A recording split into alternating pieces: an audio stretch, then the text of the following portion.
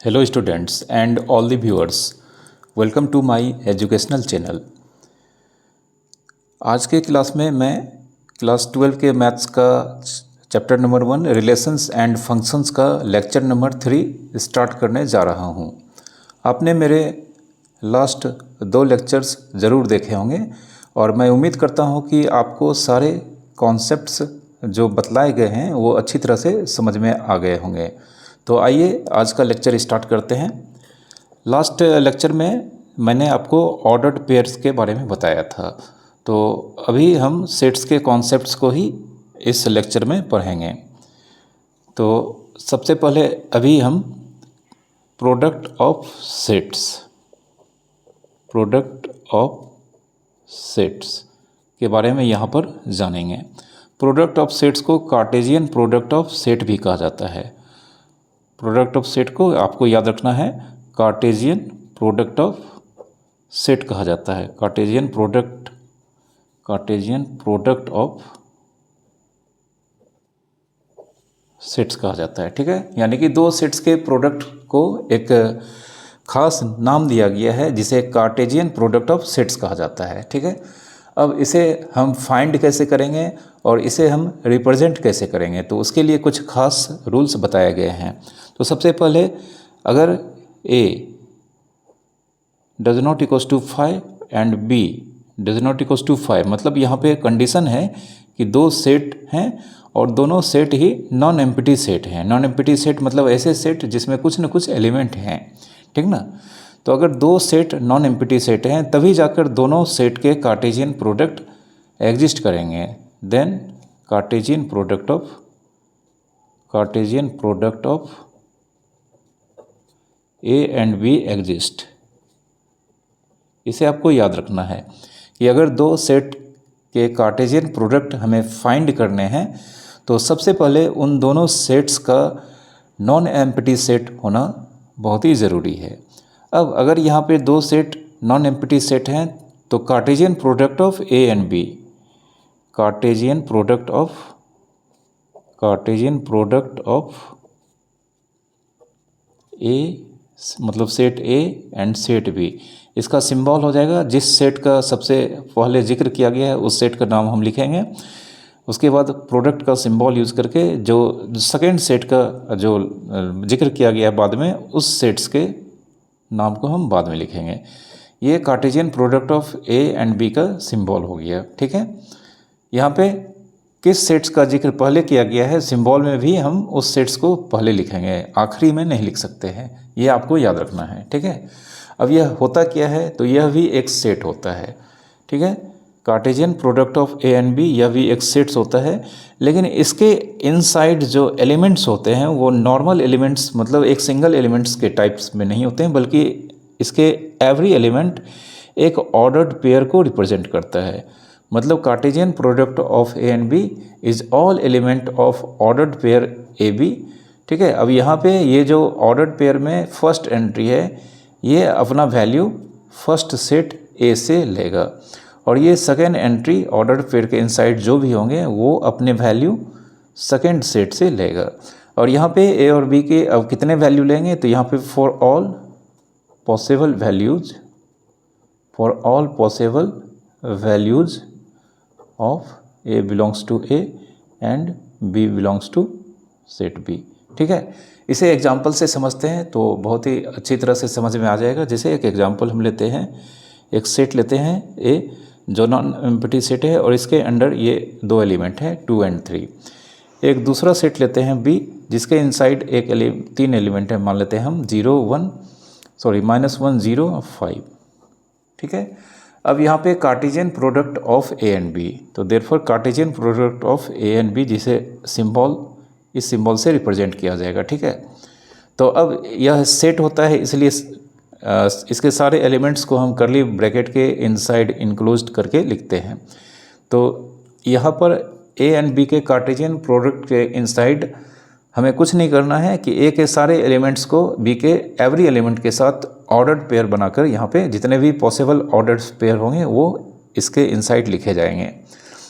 तो आइए सबसे पहले सेट A का एक एलिमेंट लेते हैं 2 और 2 के जितने भी पॉसिबल्स पॉसिबल ऑर्डर्स पेयर यहाँ पर सेट बी के एलिमेंट्स के साथ यहाँ पे फॉर्म होंगे उसे लिखते हैं। तो 2 का सबसे पहले हम -1 के साथ एक ऑर्डर पेयर होगा, ठीक है। उसके बाद जानते हैं ये Cartesian product of A and B का एक एलिमेंट लिखा जा चुका है। अब दूसरा एलिमेंट्स लिखने के पहले हम यहाँ पे कॉमा यूज़ करेंगे ताकि वह दोनों सेपरेट दिखेंगे। अब 2 का दूसरा ऑर्डर पेयर 0 के साथ होगा, फिर 2 का 5 के साथ। तो इस तरह से 2 के साथ यहाँ पे 3 पॉसिबल ऑर्डर पेयर यहाँ पे फॉर्म हुए हैं। उसी तरह से जो दूसरा एलिमेंट है सेट ए का 3 के साथ भी ऐसा ही करेंगे, मतलब 3, -1, 3, 0 एंड 3, 5, ठीक है। तो यह सेट ए एंड बी के कार्टेशियन प्रोडक्ट का सारा एलिमेंट हमने यहाँ पे निकाल लिया है, ठीक है। अब एक चीज़ आप यहाँ पर गौर से देखें कि सेट ए के इनसाइड 2 एलिमेंट्स हैं और सेट बी के इनसाइड 3 एलिमेंट्स हैं। तो यहाँ पे Cartesian products of A and B के इनसाइड 1, 2, 3, 4, 5, 6 टोटल 6 एलिमेंट्स हैं। तो इससे कंक्लूजन निकलता है कि cardinal number of Cartesian product of set A and B equals to Cartesian product of A and to Cartesian product of B, ठीक है। इसे आपको याद रखना है, ठीक है। अगर 2 सेट फाइनाइट सेट्स हो गए तो उनके कार्टेशियन प्रोडक्ट्स के कार्डिनल नंबर को हम इस तरह से फाइंड करेंगे, ठीक है। एक एग्जांपल ले लेते हैं। इफ़ अगर मान लेते हैं एक फाइनाइट सेट है ए, इसके इनसाइड 3 एलिमेंट्स हैं एंड एक दूसरा एलिमेंट मतलब एक दूसरा सेट भी है, इसका कार्डिनल नंबर अगर हम मान लेते हैं 9 है, तो therefore cardinal number of A and B या Cartesian product of B and A का कार्डिनल नंबर ये n A into n B, मतलब cardinal number of A into cardinal number of B के इक्वल्स होंगे। तो यहाँ इस एग्जांपल में इसकी वैल्यू 3 × 9 27 होगी, ठीक है। तो यह set A and set B का कार्टेशियन प्रोडक्ट का यहाँ पे डेफिनेशन था। अब आइए कुछ एग्जांपल्स लेकर हम इस यहाँ पर कुछ और भी फैक्ट्स को समझते हैं। जैसे एक एग्जांपल हम यहाँ पे ले रहे हैं, एक सेट मान लेते हैं P, इसके इनसाइड जो एलिमेंट्स हैं -1, 0, 5 और Q, इसके इनसाइड एलिमेंट हैं 3, 4। तो हम यहाँ पे सबसे पहले P एंड Q के कार्टेशियन प्रोडक्ट्स की वैल्यू फाइंड करते हैं, तो जिसे P क्रॉस Q लिखा जाएगा। तो P क्रॉस Q हम जानते हैं कार्टेशियन प्रोडक्ट्स के एलिमेंट्स ऑर्डर्ड पेयर होते हैं। तो यहाँ पे P क्रॉस Q के जितने भी एलिमेंट्स होंगे वो ऑर्डर्ड पेयर होंगे और ऑर्डर्ड पेयर का ईच एंट्री, जो फर्स्ट एंट्री होगा वो फर्स्ट सेट P से अपना वैल्यू लेगा और सेकेंड एंट्री Q से अपना वैल्यू लेगा। तो यहाँ पे जो भी पॉसिबल ऑर्डर पेयर फॉर्म होंगे वो हम यहाँ पे लिख रहे हैं। -1 का 3 के साथ होगा, फिर -1 का 4 के साथ होगा, फिर 0 का 3 के साथ होगा, 0 का 4 के साथ होगा, फिर 5 का 3 के साथ ऑर्डर पेयर एंड 5 का 4 के साथ ऑर्डर पेयर बनेगा। तो यहाँ पर यह Cartesian product of P and Q का वैल्यू हमने निकाला है। अब अगर हम Q एंड P के कार्टेशियन प्रोडक्ट्स की वैल्यू यहाँ पे फाइंड करेंगे तो इस केस में भी एवरी एलिमेंट ऑर्डर पेयर होगा, बट इस बार ऑर्डर पेयर का फर्स्ट एंट्री Q से अपना वैल्यू लेगा और सेकेंड एंट्री P से अपना वैल्यू लेगा। तो यहाँ पे जो पॉसिबल ऑर्डर पेयर यहाँ पे होंगे वो 3 - 0, आफ्टर दैट 3 0, फिर 3 5, फिर 4 - 1, 4 0 एंड 4 5 इसकी वैल्यू होगी। तो आप देख सकते हैं कि दोनों ही सेट्स के कार्टेशियन प्रोडक्ट यानी कि P and Q and P के inside same number of elements हैं। मैंने ये नहीं कहा कि सेम एलिमेंट्स है, नंबर ऑफ एलिमेंट्स सेम, मतलब इसके इनसाइड 6 एलिमेंट्स हैं और इसके इनसाइड भी 6 एलिमेंट्स हैं। लेकिन यहाँ पर आप देख सकते हैं कि यह 2 डिफरेंट सेट्स को रिप्रेजेंट कर रहा है, क्योंकि यहाँ पे एक ऑर्डर पेयर -1, 3 जो कि P एंड Q के कार्टेशियन प्रोडक्ट्स की वैल्यू है, वही जाकर यह 3, -1 क्यू एंड पी के कार्टेशियन प्रोडक्ट्स की वैल्यू हो जाती है। तो यहाँ पे हम जानते हैं कि दो ऑर्डर पेयर यहाँ पे -1, 3 एंड 3, -1 ये दोनों एक दूसरे से टोटली डिफरेंट होते हैं। क्योंकि दो ऑर्डर पेयर तभी इक्वल होते हैं, मैंने आपको लास्ट लेक्चर में पढ़ाया है कि दो ऑर्डर पेयर तभी सेम होते हैं जब उनके कॉरस्पॉन्डिंग एंट्रीज आपस में इक्वल होते हैं। तो इस तरह से P cross Q and Q cross P ये दो डिफरेंट सेट्स को रिप्रेजेंट करते हैं। देयरफॉर कंक्लूजन हम यहाँ पे निकालते हैं, therefore P cross Q does not equals to Q cross P। इसे आपको याद रखना है इन जनरल। ठीक है, आपको अगर सेट्स के सारे कॉन्सेप्ट्स को डेप्थ और डिटेल्स में समझना है तो आप मेरे क्लास 11th के सेट थ्योरी के लेक्चर्स को देखें, वहाँ पर इसे अच्छी तरह से डेप्थ और डिटेल्स में समझाया गया है। ठीक है, अब एक और एग्जांपल लेते हैं। अगर हम मान लेते हैं एक सेट है E, इसके इनसाइड 2, 7, 1। ठीक है, अगर हम यहाँ पे E क्रॉस E की वैल्यू निकालते हैं तो इसके इनसाइड जो भी ऑर्डर पे रहेंगे उसके दोनों एंट्री सेट E से अपना वैल्यू लेंगे। तो यहाँ पे जो possible order pairs E cross E के इनसाइड होंगे उसे हम यहाँ पे लिखने जा रहे हैं। तो 2 के साथ, फिर 2 का 7 के साथ एंड 2 का 1 के साथ। आफ्टर दैट 7 का 2 के साथ, 7 का 1 के साथ और 7 का 7 के साथ, फिर 1 का 2 के साथ, 1 का 7 के साथ एंड 1 का 1 के साथ। तो यह E एंड E मतलब किसी भी सेट का सेल्फ के साथ कार्टेशियन प्रोडक्ट्स का यहाँ पे एक वैल्यू हो गया। ठीक है, आप इसे अच्छी तरह से समझ गए होंगे। अब आइए थोड़ा सा सबसेट्स के बारे में बातें करते हैं। ठीक है, कुछ क्वेश्चंस के थ्रू यहाँ पे समझना यहाँ पे बहुत ज़रूरी हो जाता है सबसेट्स के कॉन्सेप्ट्स को, क्योंकि सबसेट्स के बारे में आप जितना समझ पाएंगे आप रिलेशंस को उतना ही अच्छी तरह से समझ पाएंगे। ठीक है, तो कुछ एग्जांपल हम लेते हैं। सबसे पहले अगर हम मान लेते हैं एक सेट है A, इसके इनसाइड 2, 3, 4 3 एलिमेंट्स हैं। तो हम कह सकते हैं सेट्स एक के कार्डिनल नंबर यहाँ पे 3 हैं। तो therefore total number of distinct subsets of set A, जिसका फार्मूला हो जाता है 2 पे power number of cardinal number, मतलब 2⁻3 8। ठीक है, यहाँ पर सेट्स A के टोटल जो डिस्टिंक्ट सबसेट्स होंगे उसका काउंटिंग, उसका वैल्यू 8 होगा। अब क्या क्या होगा, दीज सबसेट्स आर। ठीक है, तो मैंने आपको लास्ट लेक्चर में पढ़ाया था कि एम्प्टी सेट एवरी सेट्स का सबसेट्स होता है। तो सबसे पहला सेट जो एम्प्टी सेट है इस सेट्स का सबसेट होगा। उसके बाद इसके एक एक एलिमेंट लेकर हम यहाँ पे 3 सेट फॉर्म करेंगे, एक ये दूसरा एंड तीसरा। ठीक है, तो यहाँ पे 1 एलिमेंट लेकर मतलब सेट ए के सिंगल एलिमेंट लेकर यहाँ पर ये पॉसिबल 3 सबसेट्स हुए हैं। अब एट ए टाइम इसके 2 एलिमेंट्स लेंगे तब जाकर यहाँ पे जो सबसेट्स फॉर्म होंगे वो यह होगा 2, 3, 2, 4 एंड 3, 4। और उसके बाद एक बार इसके सारे एलिमेंट्स को लेकर मात्र एक सबसेट्स फॉर्म होगा। तो आप देख सकते हैं यहाँ पे 1, 2, 3, 4, 5, 6, 7, 8 इस सेट्स के टोटल 8 सबसेट्स होने चाहिए थे जो मैंने यहाँ पे लिखा है। तो गौर करने वाली बात यहाँ पर यह है कि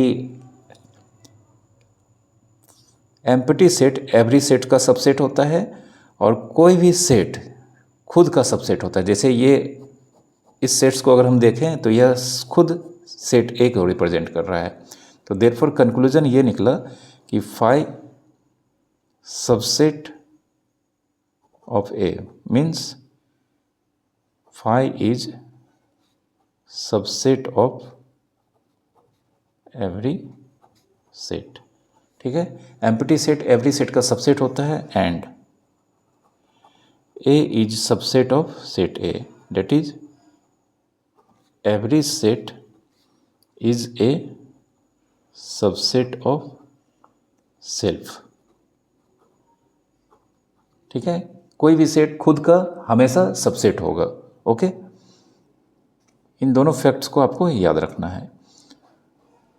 अब एक और एग्जांपल लेते हैं, जैसे A 2 3 एंड B के वैल्यू अगर हम मान लेते हैं 0, तो सबसे पहले हम Cartesian product of set A and B find करते हैं। ठीक है, Cartesian product of A and B,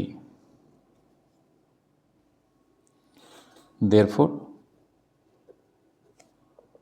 Cartesian product of set A and B means A cross B and A cross B। यहाँ पे इस एग्जांपल में जो वैल्यू होगा वो होगा 2 0 एंड 3 0। ठीक है, तो यहाँ पे ये Cartesian product of set A and set B का वैल्यू हमने यहाँ पे फाइंड कर लिया। अब अगर हम यहाँ पे गौर से देखें तो यहाँ पे Cartesian product of A and B का जो कार्डिनल नंबर है वह 2 है, क्योंकि इसके inside 2 ordered pair as an element यहाँ पे है। तो therefore total number of subsets of A and B का कार्टेशियन प्रोडक्ट यह हो जाएगा 2⁻² = 4। मतलब यहाँ पर A एंड B के कार्टेशियन प्रोडक्ट्स के जो टोटल सबसेट्स होंगे, पॉसिबल सबसेट्स, वो 4 होंगे। और ये सबसेट्स क्या क्या होंगे इसे हम लिखते हैं, ये सबसेट्स लिखने जा रहे हैं। तो सबसे पहले हम एम्प्टी सेट, चूँकि एवरी सेट का सबसेट होता है, तो एम्प्टी सेट जिसके लिए फाई सिंबल यूज़ किया जाता है, मैंने पिछले लेक्चर्स में पढ़ाया है आपको, उसे लिखेंगे। उसके बाद इसके एक एलिमेंट्स मीन्स इसके इच ऑर्डर पेयर लेकर जितने भी यहाँ पे सबसेट्स बनेंगे वो हम लिखते हैं। तो सबसे पहले 2, 0 इस ऑर्डर पेयर से एक सबसेट बनेगा। आफ्टर दैट 3, 0 इस ऑर्डर पेयर से एक दूसरा सबसेट बनेगा। उसके बाद इसके 2 एलिमेंट लेकर, मतलब 2 ऑर्डर पेयर लेकर इसके एक सबसेट्स बनेंगे, मात्र एक सबसेट्स बनेंगे। तो इस तरह से यहाँ पर इसके 4 सबसेट्स को हमने लिखा है।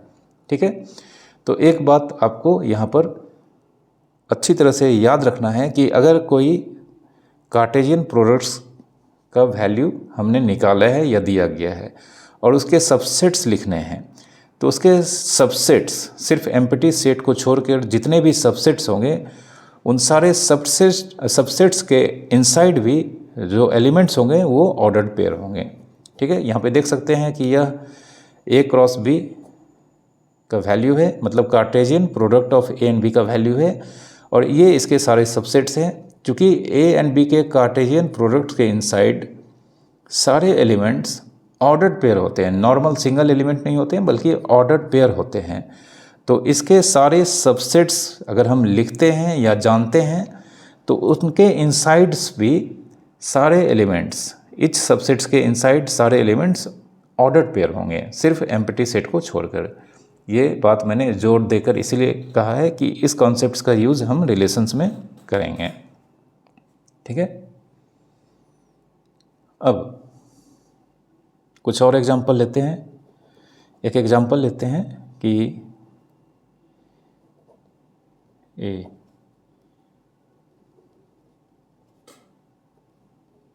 ठीक है, यह एक सेट है और एक दूसरा सेट है।